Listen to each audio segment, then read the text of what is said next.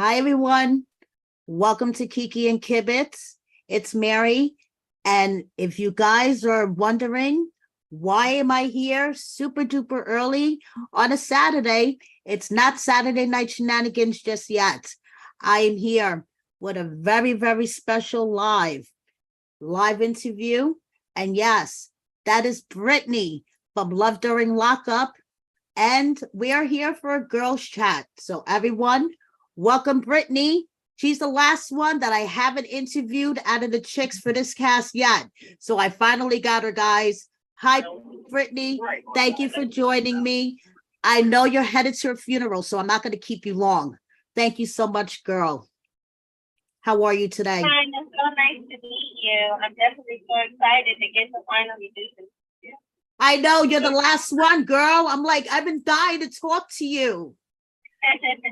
So I've been so busy, I work and then the show shows a lot of, my daily life, but they don't show some parts. I try to be more involved with the community. I go to church, I try to volunteer. So sometimes my schedule will be a little bit tight.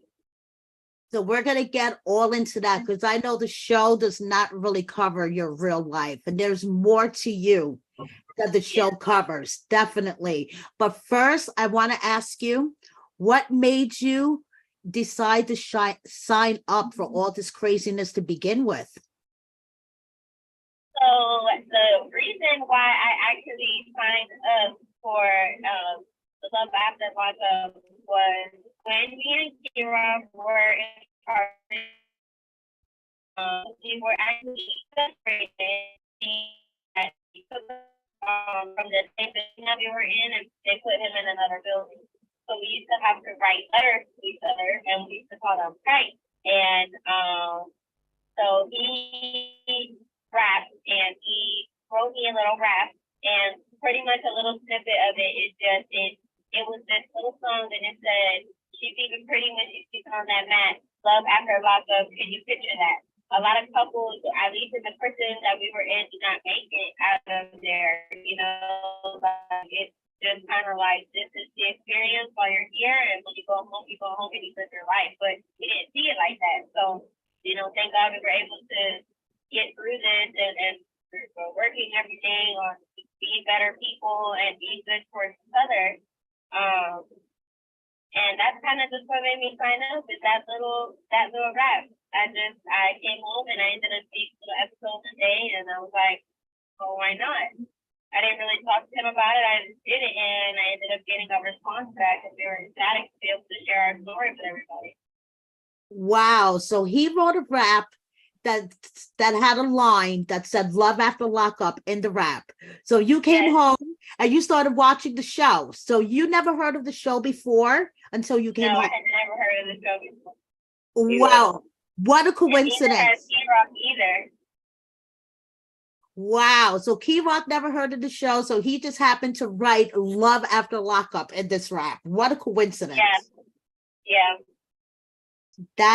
That's fucking amazing. Honestly, to me, that is okay. So you come home, you start watching the show, you decide you're gonna write in, how they have that commercial if you're dating an inmate or if you're dating multiple inmates, and you decide to email them and they hit you up. Yeah. Okay. By the way, hi Kerok, because I know he's next to you. So,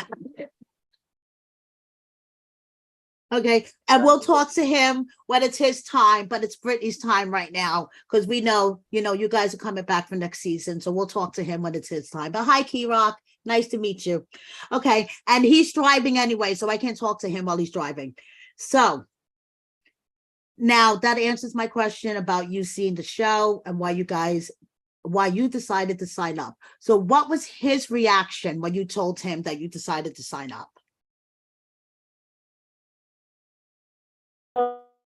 Ecstatic. So he's actually a ghetto gospel rapper.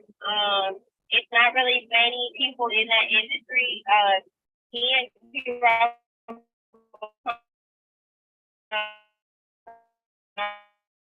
Oh, Britney, you're breaking. Okay, Britney, you're breaking up a little bit, so I'm gonna have to ask you to repeat what you said again. Okay, hold on, give me 1 second. Is that better now? Hold on, wait. Okay, yes, I think. Okay, so Okay, so he was a what I member was of saying what? is Kerok is he's a gospel rapper. Okay, So it's not a lot of people in the industry.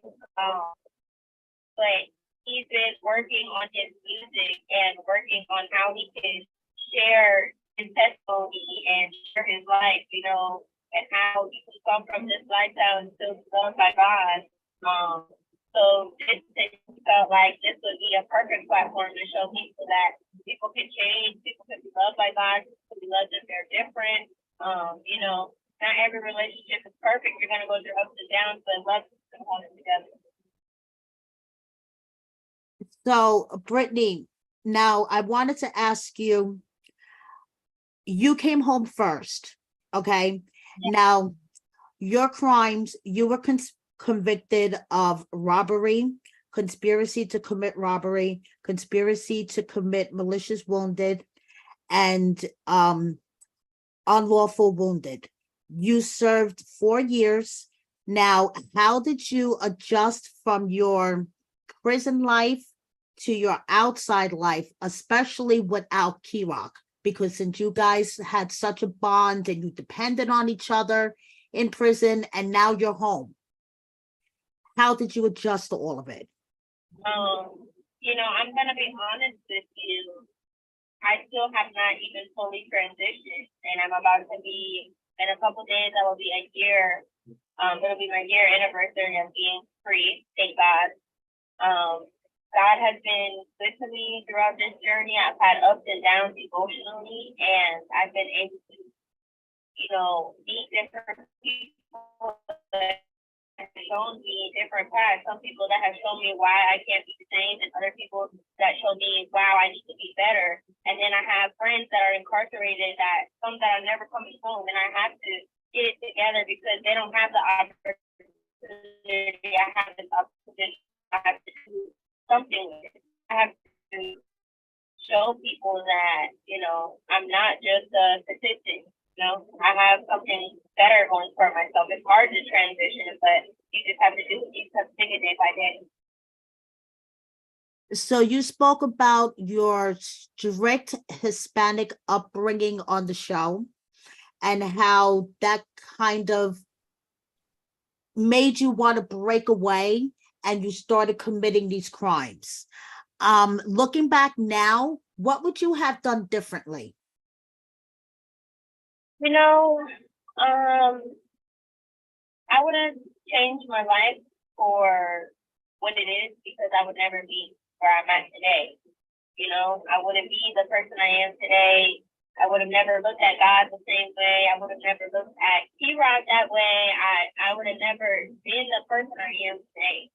And I'm happy with that. So I wouldn't change it, but I can say as this for myself, for other young girls, or for whenever I have a daughter in the future, you know, communication is very important as a parent, as a family member, and I didn't really have that. So I wish that it was more of that in the community, because in my community it's none, you know. So if you feel something or something is happening to you, you can't speak on it. It's shut down automatically.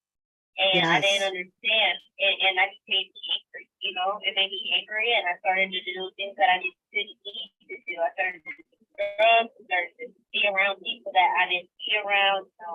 So I can't change it now. All I can do is change who I'm going to be or who I want to be. You know? Right. Now, I want to ask you about your friend Shayla. She's one of your childhood friends. How did she deal with you going away to prison? Like, what was her reaction? Did you guys keep in touch? Was she like totally heartbroken? Because I know if my childhood best friend went away for something like we just talked about before, I would be heartbroken. So when I say that Shayla is will be like a sister to me. I really need that. I love my best friend. I talk to her every single day. This is my first time not really close to her, so it's a little bit of a distance, but we make it work, you know. And she actually, when I was that old, you know, I had a different boyfriend at the time, and it just kind of like it was a little bit misconstrued. I seen Shayla the day before I got locked up. I went to go see her at her job before I got Starbucks. And I have literally a picture of me and Shayla the night before I got locked up. And I didn't see her again after that for 3 years. When I was in the jail, she wrote me every single week. She picked up every single phone call that she could. And she was there for me for about a year. And I then was transferred to Fluvanna Correctional Center, which is the maximum security prison for women in Virginia. And when I went there, Shayla was not able to get my information from my ex-boyfriend at the time when I gave it to her. And I didn't have a way to contact her. I lost her number, so I lost contact with her for 2 whole years of my life. And the last thing I had heard of her was she was pregnant and she was going to have a child that she wanted me to be the godmother. That was hard for me. You know, all I had was 3 pictures. I had 2 pictures of my goddaughter before I went to prison and 1 picture of her pregnant. And I carried those pictures around with me in my Bible throughout my whole incarceration. And anyone that I was close to, I would meet. I would show them her. And, you know, it made me sad because I was around all these women and I looked for connections with somebody because you feel alone in there, you know? And at the time when I first got there, I didn't know God yet. So I felt like I had to find somebody, and I didn't have that. And I didn't have Shayla to talk to. I didn't talk to my parents on a daily basis. So that was very heartbreaking for me. And it was heartbreaking for her, too. She tells me now, you know, when we come home, like, she wishes I would have been there for her pregnancy. She wishes I would have been there when we gave birth to Nyla. You know, she wishes that she could have had me to call sometimes. She was upset and how she could hit me with those pictures, say how she missed me, and there was no way for us to communicate this also. Right. On one of the first episodes in the beauty school scene, you spoke about that you were prison rich. Did you have like family support while you were in prison? Were you able to have letters written to you, money put on your commissary, or did your family, you know, pretty much leave you for your own means?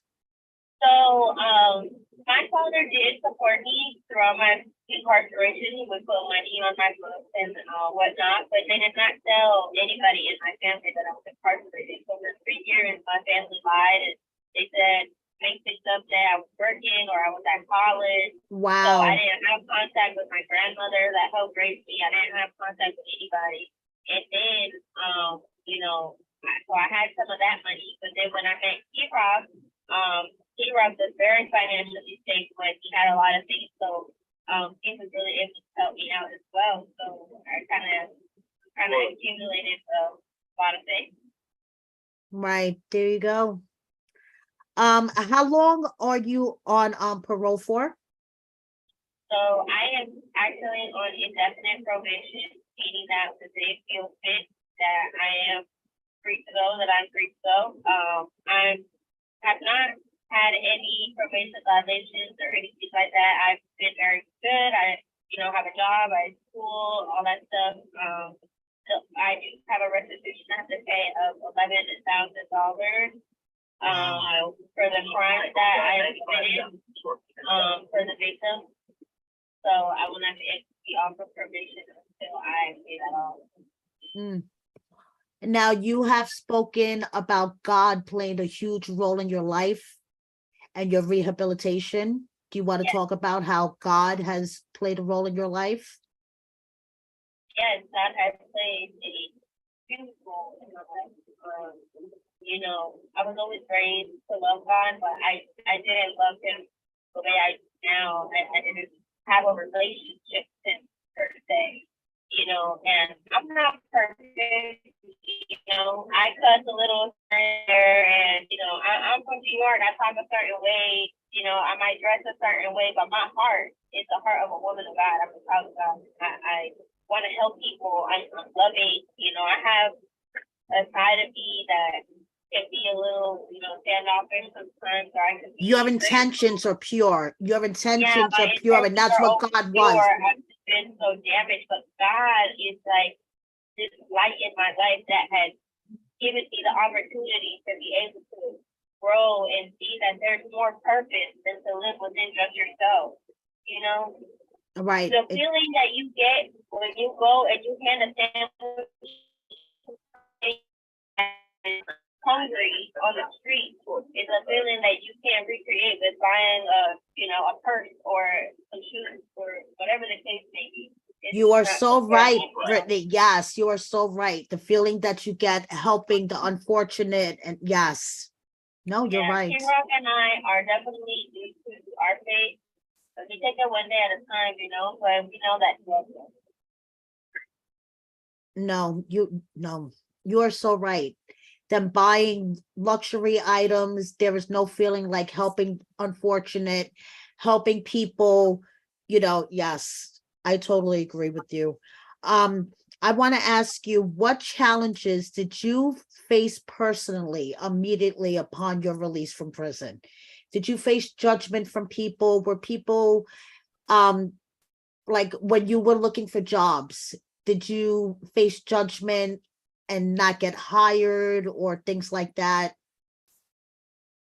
You know, it definitely was hard, you know, coming home. I had a job a week, 2 weeks out of me being free from prison because we have to work out there. You know, the economy is different now. Right. I mean, 3 years is not as long as other people's sentences, but to me it was long. That was my youth. You know, I went in at 18 years old, so to come home and then the world is different, jobs are different. I couldn't do the jobs I wanted to do anymore. I can't be a dental hygienist. I can't be a nurse. There's a lot of things that I can't do, so I had to go to waitressing. I had to go to jobs that I, never wanted to do. But it pushed me to be able to, and then thank God, I had Kerok support as well. It pushed me to be able to go to school, pushed me to be able to start working in the things that I love. So how long did you start filming when you came home? Like, how was it 6 months after you came home that you start filming? Yeah, it was about 6 months that I had been free. So Okay. I had been free for 6 months. Right. So you didn't even give yourself time to adjust, girl. You came home, you got yourself a job, and then you started filming.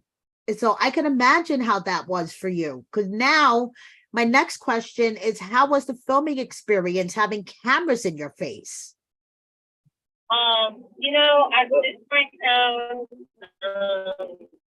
This might sound weird, but when I was growing up, I always said that I was going to be famous or that I was going to be on TV. So I did not really feel out of place. It kind of just felt like, okay, this is normal.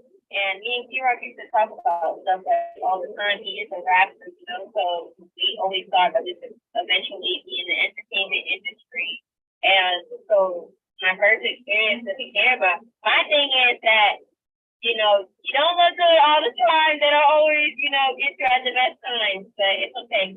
It's worth it in the long run. So they always want to be in your face when you have no makeup on, right, Brittany? They want to be all up in your face when you're first waking up and you're like, leave me alone, right, girl?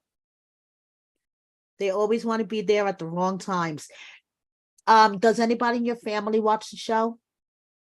I only have one family member that has seen like tips, and that's because I said next to her is my grandmother. She's the only person that's really kind of present in my life right now. What does she think? She is ecstatic, she's just happy for me. She's just happy that I'm safe, that I'm home, that I'm free, that, I have changed my life, and, I've, change the things that I do on a daily basis, that I have a relationship with God now. She's very happy for me. Good. That is fantastic. One of my subscribers in the comments wants me to ask you, if you don't mind her asking, how is it to be with a transgender man? A lot of people always have questions like that, and I understand because, it it could be confusing to others, but me being with Kerok as a transgender man does not change anything for me. It's wonderful. I love There, it. So, there you go.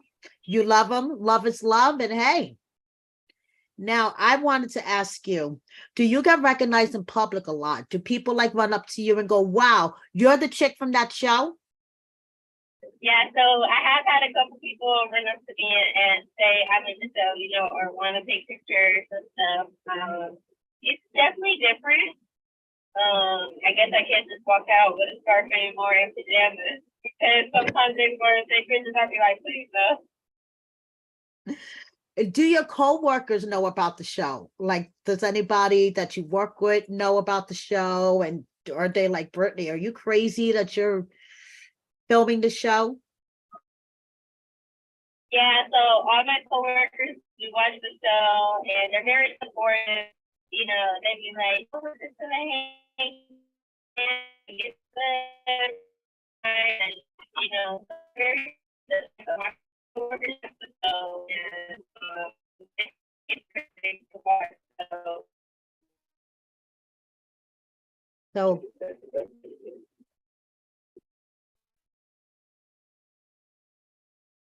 I didn't hear him. What did he say? Sorry. Oh, I lost you. I'm sure she'll come back in a minute, guys. Please bear with me. This happened when we first logged on. I lost her. Oh, here she is. She's back. Okay, because I hate sitting here talking to myself, to you guys. Hello. Here you go. You're back. Okay, yeah, it was. No, I know. It's okay. Well, I only have a couple of more questions. I don't see you at, oh, there you go. Okay, I got you back. I only have a couple more questions and then I'll let you go. I just wanted to ask you, what advice would you give young girls that wanna go, they don't want to go the legit way of making money and they just want to make the easy money? What advice would you give them? Find something you love to do. It is not worth your life. It's just not worth it. My best friend Holly has life to do and the rest of her life to do, and you know, we pray to God that she gets to come home from the home. We don't know the circumstances, you know, and it's so many people that have lost their lives to fast money. If you think, you know, I love fashion, I like to dress nice, I love money too. But I can't risk my life and go back to prison or not be affected to other people in the world, you know, not be able to share God's word or be able to help others. It's just not easy, you know. My best advice to young women that are in the street life or, you know, that, you know, once this fast money is it's not worth it, baby, it's going to catch up to you sooner or later. Only person that can save is God. You got to pray. Pray on it. If it's a demon that you feel that it's in you where you feel this addiction to money, because people can be addicted to getting money. Don't get it. You could be addicted. Fast life of getting money. You need to get Money is an addiction. and You are right, Brittany. ask Money is for an taken addiction. away from you. Find something that you love to do. And it's not going to be easy. When I first started in the industry that I'm in now, I wasn't making any money at all. I couldn't survive off that. If I had a child, I would not be able to feed my child off of that. But it's about perseverance. You got to keep pushing and praying and keeping your faith strong, you know? You have to do what's best for you. Look in the future because you can't get that same thing you're lost in your life. You were lost away for 7 years and then you come home, everything is different. And or you had a child and now that child has no mother to come to when they need you. It's so many different reasons I could sit here and give you. But the number one thing that I can say is try to build a relationship with your faith. You know? Yes, that is so important. Brittany, are there any misconceptions out there that have been aired on the show that you want to clear up for now? Anything that you've seen that you're like, that's not quite right. that you want to clear up for the fans? Yeah, I definitely think that there's a lot of things that's been through as in, I haven't seen, there's so many conversations that we had that are not put in there, every time that we have talked about God, it hasn't been put in there at all. And we understand, they want the drama and they want this and that, but we are people of God and we are people of faith, and we want that to be shown. So it's a couple things that could be misconstrued, or I see the comments sometimes certain things are taken different ways, like when it comes to money and different stuff like that, but I just kind of ignore it and give it to God, because whether the show makes us be perceived a certain way or not, when this is done and over, we will still be people of the entertainment industry, and the way that we really are will come to life. Do you think Kerok controls you, or do you think that's just the way it seems on TV? I think it's definitely just the way it seems on TV. I mean, I'm submissive, but they make him seem like he's, trying to comfort me every time. That's not what it's. Kerok is definitely a man of God, and I mean, it's not all peaches and cream. I'm not going to sit here and say we don't fight or whatever the case may be. He's very, very, not submissive. The opposite is he's very dominant, Right. And I like that, and Right. not every woman wants to be with a dominant man, and that's okay. You don't have to be, but I want to be with a dominant man. That's your preference. I don't, he doesn't disrespect me. He's not disrespectful to me. There's a difference between disrespect and being dominant. There you go. There you go. And as long as you guys have your own boundaries and you know what you're going to take and what he's going to take, and you guys respect each other, that's all that matters, because it's your relationship. And no one sleeps in the bed besides you guys. And that's what I always say. And it's nobody's business besides whoever's sleeping in the bed. Yeah, that's so true. That's what I say. So now, before I let you go, because I know you're heading to a funeral, and thank you so much for taking time to talk to me. Thank you for working with my schedule. No, girl, please. What is your 5-year plan? Where do you see yourself in 5 years? Woo! In 5 years, I see myself being a lady of the church, hopefully being able to start an organization.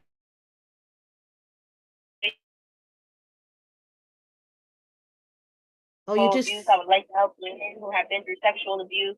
I hope that, Kerok's music takes off and that people are able to hear, our testimonies through this, and that I just grow more in my faith, that our marriage gets stronger, hopefully we get married, have children. We see where, I feel like we can't make too much of a plan, right? Because God already has a plan for us. We just got to take it. You have to have goals, but you got to let God take the wheel. You just sit in the passenger seat sometimes. Yeah. There you go. Just sit in the passenger seat and just let God take over. I wish you guys the best of luck. We're going to see you next season, and we'll see how your love story continues. And I'm going to talk to you, both of you guys, hopefully next season. Yes. Thank you, Britney. Thank you so much, love. I definitely appreciated talking to you. Nice meeting you. Nice meeting you, Kerok. Thank you for driving her safely. I hope you have a blessed day, baby. Thank you. Thank you. You and too. I hope you feel better. Thank you. I'll talk to you guys soon. Okay. God bless you. Bye, baby. God bless you. Thank you, everybody, for watching, and see you guys tonight, 9:00 East Coast time, 6:00 West Coast, for my recap. And Brianna will be joining me. Thank you, everyone. See you tonight. Bye.